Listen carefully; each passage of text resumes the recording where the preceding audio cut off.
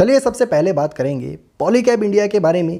और अगर आप वनडे बेसिस का चार्ट पैटर्न अगर यहाँ पर आप देखेंगे तो यहाँ पर जो है MACD नीचे की ओर जाता हुआ नज़र आ रहा है और क्लियर तरीके से बेयरिशनेस पर्टिकुलर स्टॉक में भरी पड़ी है, ऐसा जो है दावा आता हुआ नज़र आ रहा है। और यहाँ पर RSI भी थोड़ा सा ऊपरी लेवल से नीचे की ओर कमज़ोर होने लगा और यहाँ पर स्टॉक अपने 50 डे मूविंग एवरेज से तोड़ करके अराउंड 200 डे मूविंग एवरेज के आसपास ट्रेड करने लगा। सो यहाँ पर हम एग्जैक्ट बाइंग लेवल्स अगर ढूंढने की कोशिश करें तो वो क्या होते हुए नज़र आ सकते हैं। सो देखिएगा, पहली जो रेंज बाइंग लेवल्स की निकल कर के आती है वो यहाँ पर देखिएगा अराउंड इन लेवल्स के आसपास है। इन ही लेवल्स पर 2 से 3 से 4 बार स्टॉक जो है यहाँ पर आ करके टर्न अराउंड लेता हुआ नजर आया। सो देखिएगा, इन बाइंग लेवल्स यानी कि जो पहली रेंज है 2100 के आसपास की है और यहाँ पर जो दूसरा बढ़िया लेवल यहाँ पर दिखाई देता है वो है अराउंड 2026 के आसपास का। तो आपको जो है रेंज पकड़ लेनी है 2100 से लेकर के मोटा मोटा यहाँ पर जो है 2000 की रेंज के अंदर आप सबसे पहले यहाँ पर खरीदारी करते हुए नज़र आ सकते हैं।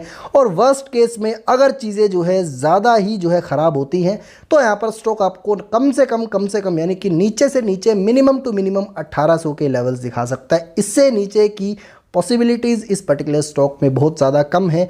खैर, आपको जो है अराउंड जो है 2050 के आसपास से अपनी बाइंग शुरू कर देनी चाहिए। और अगर आप जो है ख़रीद करके बैठे हैं तो मेरे हिसाब से इन लेवल्स पर आप कंफर्ट तरीके से एवरेजिंग करना भी शुरू कर सकते हैं। चलिए अब बात करेंगे दूसरा stock D mart Avenue supermart के बारे में और इसमें गिरावट क्यों आ रही है, किस कारण गिरावट आ रही है, किस कारण से दोबारा जो है वैल्यूएशन की ओर आंका जा रहा है, दोबारा वैल्यूएशन जानना चाहते हैं। अब यहाँ पर जो है बात करते हैं क्या गिरावट आती हुई नज़र आ सकती है। तो सबसे पहली जो यहाँ पर बाइंग रेंज और कंफर्ट बाइंग रेंज जिसको बोला जा सकता है वो है अराउंड इन लेवल्स के आसपास, यानी कि स्टॉक आपको जो है इन लेवल्स के आसपास आता हुआ नज़र आ सकता है। सबसे पहले जो है स्टॉक यहाँ पर रुकता हुआ नज़र आएगा। अगर और गिरावट आती है तो स्टॉक इन लेवल्स पर भी जा सकता है। और मैं वर्स्ट केसेस की अगर मैं बात करूँ सो देखिएगा, मैं यहाँ तक की गिरावट की भी एक्सपेक्टेशंस इस पर्टिकुलर स्टॉक में करता हूँ। अराउंड स्टॉक जो है 2400 से 2700 की रेंज तक भी आता हुआ नज़र आ सकता है। और क्यों स्टॉक इस रेंज में 2400 से 2700 की रेंज में आता हुआ भी नज़र आ सकता है, इसका आंसर भी आपको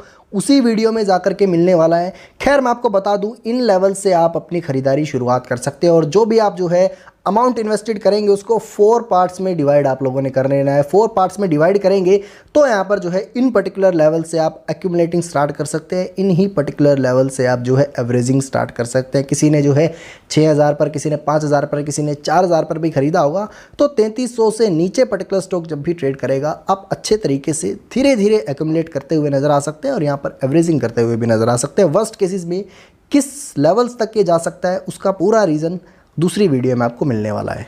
चलिए, तीसरा शेयर है बजाज फाइनेंस लिमिटेड। यहाँ पर स्टॉक इन लेवल्स तक ज़रूर आता हुआ आपको नज़र आएगा। स्टॉक 5800 के लेवल्स तक आता हुआ नज़र आ सकता है। यहाँ पर देखिएगा, स्टॉक आपको 5800 की रेंज में आता हुआ नज़र आ सकता है, आएगा ही इस रेंज के आसपास, इसमें जो है कोई दो राय मुझको नहीं लगती। और यहाँ पर जो है लगभग इस रेंज के आसपास स्टॉक आने ही वाला है। सो देखिएगा, मेरे हिसाब से इस रेंज से नीचे आपको जो है अपनी खरीदारी शुरुआत करनी है। अगेन 4 पार्ट्स में इस पर्टिकुलर स्टॉक में खरीदारी कर सकते हैं और अगर गिरावट थोड़ी सी और डीप रहती है मेरे हिसाब से इन लेवल्स के आसपास स्टॉक आपको वर्स्ट केसेस में आता हुआ नज़र आ सकता है। इससे नीचे की पॉसिबिलिटीज़ मेरे हिसाब से बजाज फाइनेंस में दिखाई नहीं दे रही हैं। सो देखिएगा, 5800 से नीचे शुरुआत करनी है और कहीं ब्रेकआउट दिखता हुआ नजर आए तो यहाँ पर जो है पूरा पैसा जो भी, यानी कि 4 पार्ट्स आपने डिवाइड करिए, मान लीजिए 2 पार्ट्स आप डिवाइड कर पाए तो अनदर 2 पार्ट्स आप ब्रेकआउट को देख करके इन्वेस्ट कर सकते हैं। मेरे हिसाब से बहुत ज़्यादा चांसेस है कि स्टॉक 5800 से ही मूव बैक करता हुआ नजर आए।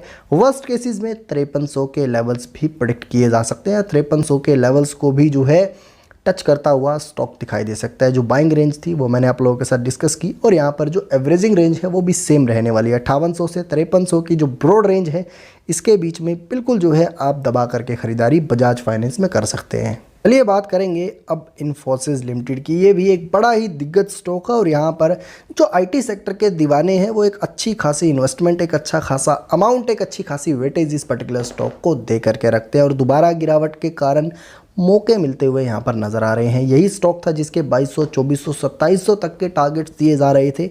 यही स्टॉक अब जो है 1500 के जो है रेंज में आपको ट्रेड करता हुआ नज़र आ रहा है। सो देखिएगा फिलहाल का जो भाव है 1578 रुपये के आसपास का, और स्टॉक ने बिल्कुल यहीं से रिकवरी लेनी स्टार्ट की। देखिएगा लेवल्स किस तरीके से काम करते हैं, किस तरीके से लेवल्स को आप ने ध्यान रखना चाहिए, ये आपको बातें जो है हमेशा दिखाई देती हैं। और देखिएगा 1528 के आसपास का लेवल पहले भी कई बार जो है यहीं पर कंसोलिडेट किया, काफ़ी दिन तक कंसोलिडेट किया। अब की बार भी काफ़ी दिन तक कंसोलिडेट करने के बाद स्टॉक यहीं से थोड़ा सा मूव बैक लेता हुआ नजर आया। सो मेरे हिसाब से ये लेवल फुल एंड फाइनल हो सकता है, और यहाँ पर अगर चीज़ें थोड़ा सा और बिगड़ती हुई नज़र आती हैं, थोड़ी सी और नेगेटिविटी अगर ओवरऑल आईटी सेक्टर में आती है, तो उससे इन्फोसिस भी अछूता नहीं रह सकता है। सो यहाँ पर इन लेवल्स को भी टेस्ट किया जा सकता है। सो देखिएगा अराउंड मेरे हिसाब से बुरे केसेस में भी जो है 1450 के आसपास के लेवल्स से नीचे जाता हुआ स्टॉक नहीं दिखाई देगा। और यहाँ को भी अगर तोड़ दिया तो देखिएगा ये लेवल्स काफ़ी ज़्यादा, यानी कि स्टॉक में जो गिरावट है अप टू 1400 तक की गिरावट आ सकती है। और स्टॉक 1578 के भाव में ट्रेड करा, यानी कि इस ब्रॉड रेंज में स्टॉक आपको खरीद लेना है। जो है आपको देखिएगा इस रेंज पर अगर आपको स्टॉक दोबारा आता हुआ दिखाई दे, देखिएगा 100 रुपये के आसपास का सारा डिफरेंस रहता हुआ नजर आएगा। इस रेंज के आसपास अगर आपको जो है स्टॉक कहीं ना कहीं आता हुआ दिखाई दे, इस रेंज से आपने जो है चीज़ें एक्टिव कर लेनी है, और यहाँ पर इस रेंज तक स्टॉक को खरीद लेना है। 1400 से 1520 की रेंज के अंदर कंफर्ट बाइंग रेंज है, कंफर्ट एवरेजिंग रेंज है। दोनों काम इस पर्टिकुलर रेंज में किए जा सकते हैं। मैं लिखकर भी बता देता हूं ताकि आप जो है स्क्रीनशॉट ले सकें। 1400 से यहाँ पर जो है 1520 की रेंज के अंदर एक बेहतरीन तरीके से स्टॉक में एक्यूमुलेटिंग शुरू की जा